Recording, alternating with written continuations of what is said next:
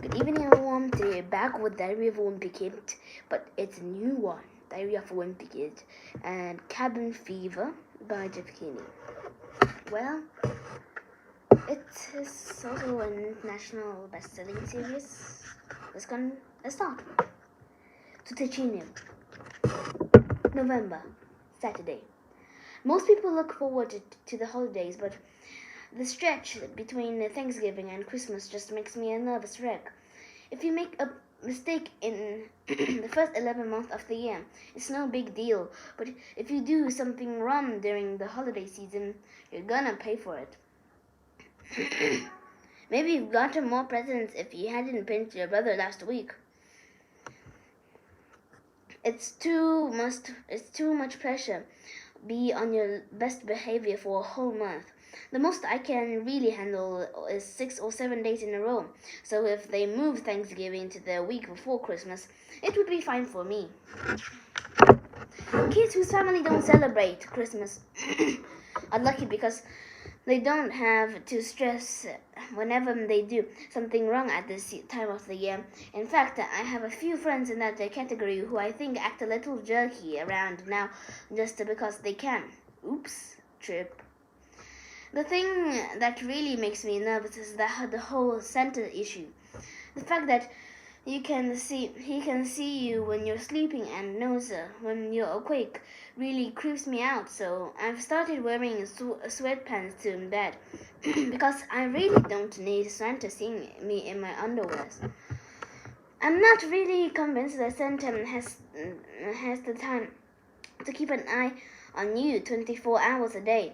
Anyway, I figure he can only check in on one kid once or twice a year for a few seconds, and with my luck, that happens at the most embarrassing moments. That's disgusting. If Santa really does see everything you do, then I could be in trouble. So when I write him, I don't say what I want for Christmas and own that I use my letters to paint myself in the best possible light. Dear Santa, I did not throw a crab apple at Mrs. Taylor's cat, even though it might have looked that way from a distance. Sincerely, Greg Heffley. Then there's a naughty or nice list they're always talking about. You hear about it, but you never actually get it. You never actually get to see it. So it's up to the grown-ups to tell you when you stand at any given moment, and something about that just doesn't seem right. If you help me with these groceries, I will bet you it will be just enough to make Santa's nice list. I kind of wonder how accurate the list really is anyway. There's a kid named Jared Pyle who lives up the street from me, and if there's anyone who deserves to be on the naughty list, it's him. But last year he got a dirt bike for Christmas, so don't even ask me what Santa was thinking about that. From Santa. It's not just Santa I've got to worry about either. Last year, when Mom was going through some old boxes, she found a homemade doll from her childhood. Mom said the doll is called the Santa Scout, and that his job is to watch how kids behave and then report back to Santa at the North Pole. Well, I'm not a fan of that idea, first of all. I think you have a right to privacy in your own home, and second, Santa Scout gives me the willies. Shudder. I don't really buy the idea. I have to know this really Santa information, but just in case, I try to be extra good whenever I'm in the same room as Santa Scout. May I clear everyone's plate? Why? How thoughtful of you. But it probably doesn't matter anyway, because my older brother Roderick is constantly feeding Santa Claus bad information about me. Greg Heffley, took a $20 bill out of my mother's purse. Every morning when I wake up, Santa Scout is in a new place, which I guess is supposed to prove that he traveled to the North Pole overnight, but I'm starting to wonder if it's really Roderick who moves him. Scream! Yank. Sunday. Today we took all our Christmas decorations out of the storage room in the basement, and some of them were pretty old. There's one of the pictures of me and Roger taking a bath in the sink. That's really embarrassing, but Mama won't let me throw it out. We put it up the tree in the living room and started hanging an ornament on it. My little brother Manny was taking a nap upstairs, and when he woke up and found we were decorating the tree without him, he got a total meltdown. The reason Manny was so upset was because someone hung his favorite ornament, and this candy cane he really likes. So Mom took it off the tree and handed it to Manny to hang up himself. Sniff. But Manny wanted his ornament to be the first one on the tree, so that meant we had to take all the decorations down just so he could get his way. And that's the kind of thing that happens in my house every single day. Mom hasn't started to use the threat of Santa as a way of getting Manny to behave, and I'm sure she will soon. I don't think it's much good strategy for keeping us in line, though, because the second Christmas is over, Mom doesn't have any real leverage. Well, the Easter Bunny is going to be very disappointed in you boys. Monday.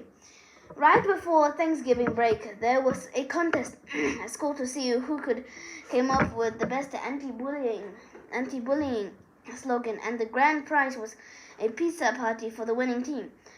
Only you can stop bullying. Form a team up 5 people and come up with the best anti-bullying slogan. The winning team will get a pizza party in the cafeteria. Let's make some bullying extinct.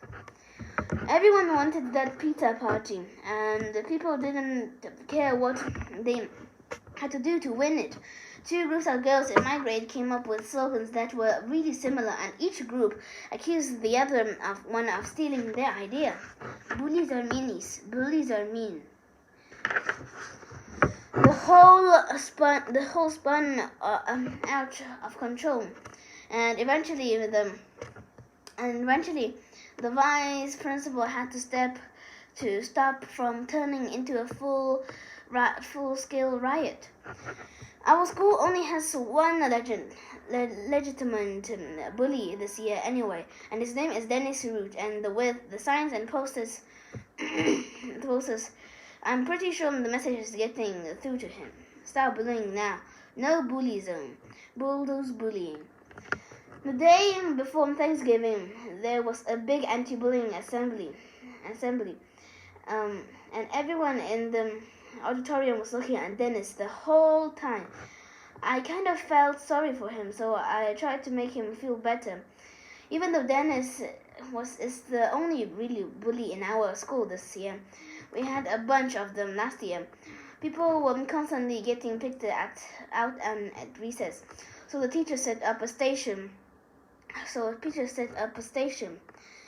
On the playground where kids would press a button if they needed to get a grown-up's attention.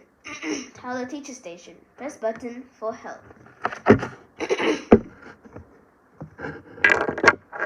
Well, the teacher station just ended up a convenient place for the bullies to hang out and find their next victim. Rah! Shriek! The teachers say teasing counts as bullying, too, but I don't think there's any way they're gonna put a stop to that. Kids are always calling each other names and that kind of things at my school. In fact, one of the reasons I try to stay under the radar is because I don't want to end up getting stuck with a nickname like Cody Johnson did. In kindergarten, Cody stepped in some dog poop at recess, and ever since then people have called him Dookie. Whoop, squish, ha. And I'm not just talking about the kids either. I'm talking about the teachers and even the principal. Congratulations to Dookie Johnson for getting straight as in the 3rd quarter. I tell you this, if I ever get a nickname like Dookie, I'll move to a different town. But what would probably happen is that someone from my old school would move to my new town, and the whole thing would just start back up again. Hey, Dookie! The teachers always say that when you're getting picked on, you should tell an adult. I think that's a good idea, but it didn't work out so well when I was getting bullied. There was this kid who lived in the neighborhood next to mine, and for some reason, everyone called him Nasty Pants. Every time me and my friend Rowdy went to Nasty Pants' neighborhood, he chased us with a stick. Rah! The thing that really stunk was me and Rowling used the woods in that neighborhood as a shortcut to get to school. So we started having to go out of our way to avoid getting harassed by Nasty Pants. Shortcut. We did exactly what the teachers always telling us to do, and complained to the vice principal, but Vice Principal Roy said that since Nasty Pants didn't go to our school, there was nothing he could really do about it. Mr. Roy. After getting chased a few more times, I decided I had enough. I told Dad about the situation. I was afraid Dad was gonna say I needed to toughen up and deal with the problem myself. But he surprised me, and he said that he had problems with bullying at my age, and he knew just what I was going through. That bully was named Billy Staples, and Billy's favorite thing to do was pin a kid's arm behind his back and hold it there until he cried. Squeal! Yeah. Twist. Dad said that the kid in the neighborhood told their parents about Billy, and they all went to Mr. Staples. Made Billy promise to never pick on anyone ever again, and Dad said Billy burst into tears, and might have even wet his pants. Sniff. And after hearing that story, I don't think Billy Staples would have been any match for Nasty Pants. But I told I liked the idea of complaining it to my buddy's parents. I called up Rowley and told him to come over and to bring his dad, because we needed as much backup as we could. Then knocked on Nasty Pants' door, and we waited for one of his parents to open it. Knock, knock, knock. But Nasty Pants himself came to the door. Me and Rowley took off. Rah!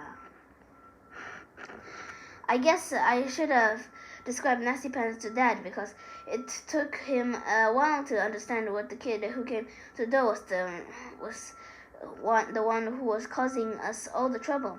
Dad talked to Mrs. Pants, and she told Dad that her son was only 5 and that he just gets a little wound up sometimes.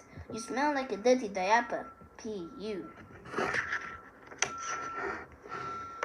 On the way home, Dad was pretty mad at me for letting myself get bullied by a kid who was still in kindergarten, but let me just say in my defense that when some kid is chasing you with a stick, you don't stop to ask him how old he is. Well, I think we're going to meet there for tomorrow on page 22 on Tuesday. Bye! See you next time.